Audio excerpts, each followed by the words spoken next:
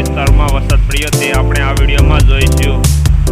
આ તમે જોઈ રહ્યા છો તળાજાના પાદરી ગામમાં ધોધમાર વરસાદ પડ્યો હતો।